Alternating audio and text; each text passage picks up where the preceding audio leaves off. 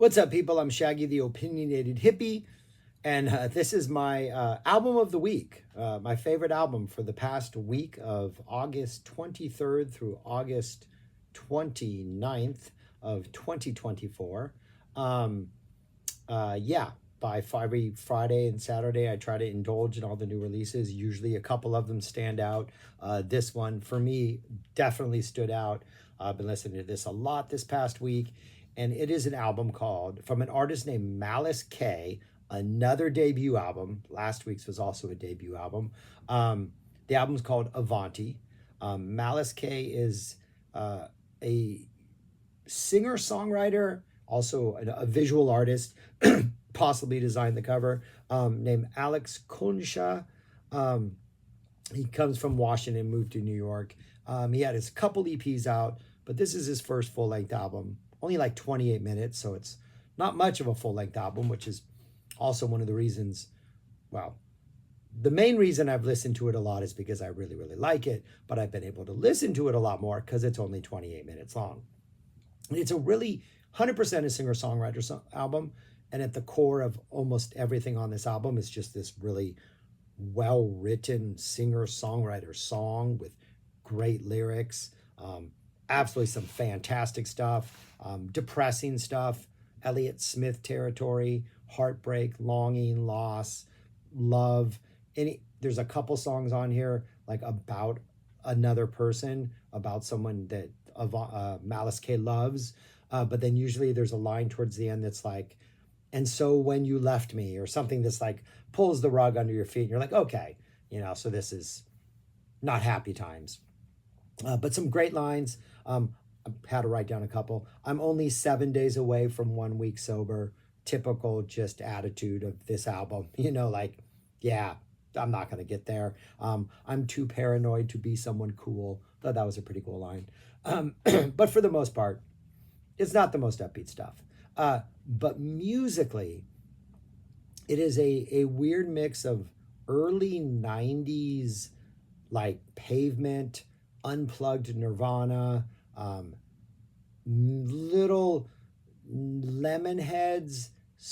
They're more ballady stuff, and definitely that Evan Dando Baby I'm Bored solo album kind of reminds me of that. But there's a very early 90s vibe, especially in the way it sounds. There's like a grungy production to it. A lot of it is very acoustic driven, but then there's like guitars that will just come screaming in with feedback, or really nice indie rock, band drops that come in. But then there's also this weird, almost early 2000s Death Cab for Cutie type vibe that's kind of seeping in there.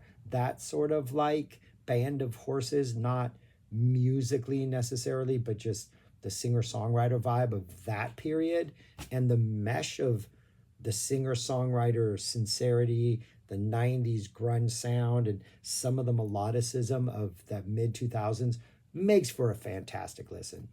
And his voice at times definitely has a Cobain edge to it, like a really low, rough, emotional Cobain edge.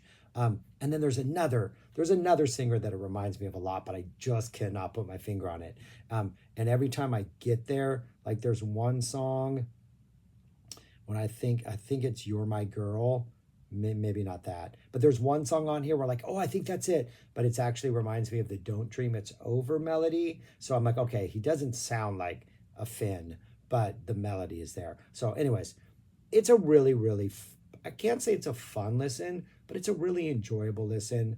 A couple songs have really good hooks on them, and I just think the overall, how many songs? 11 songs in 28 minutes. It's just some pretty good stuff.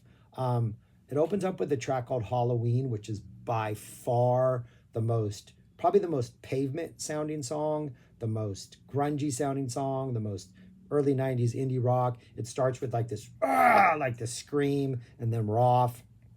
Almost has like a Sonic Youth vibe to it. Also, some of these songs, not the really indulgent, noisy stuff, but the stuff they play before they get to the indulgent, noisy stuff. But it's a great opener.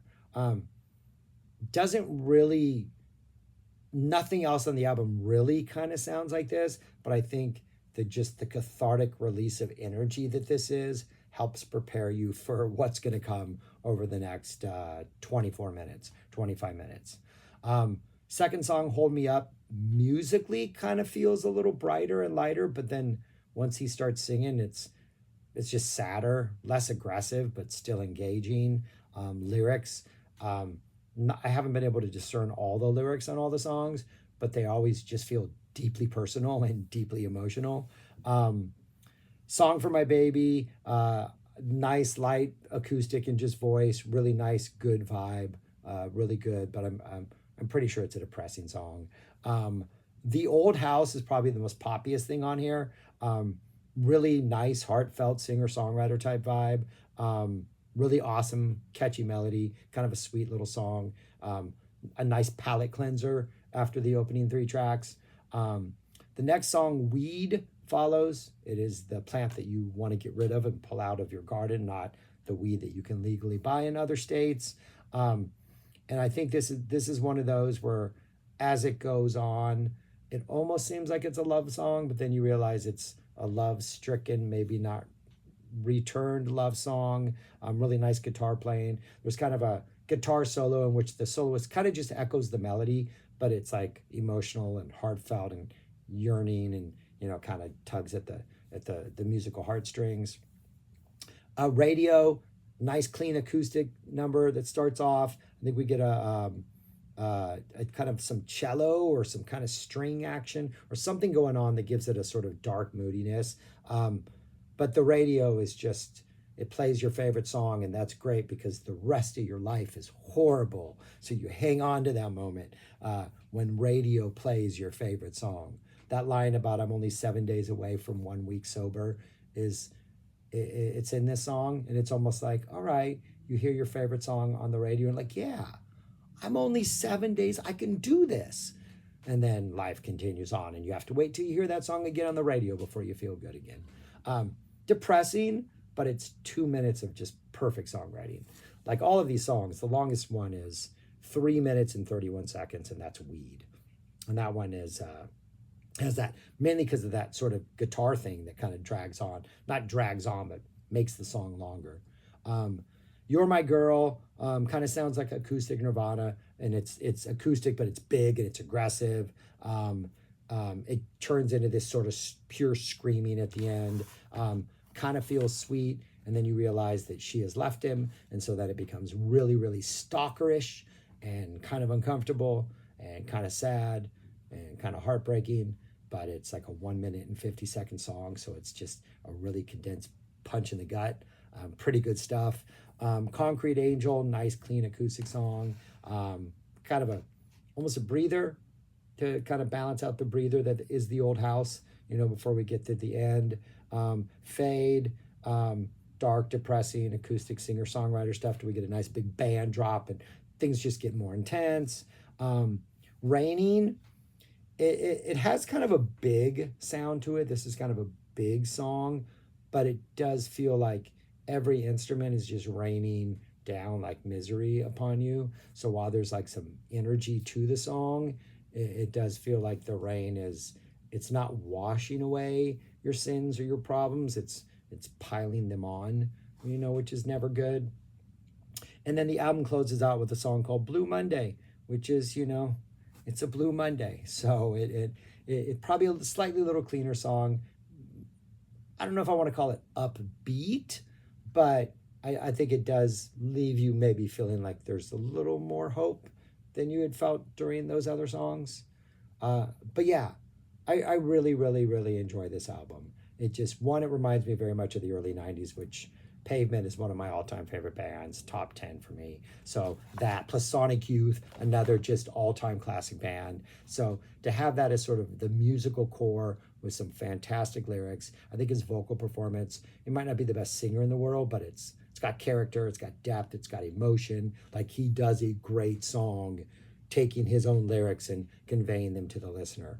I like the acoustic bass for everything and how everything kind of piles on that as needed. Yeah, really, really good listen. I highly recommend it. It's a debut album.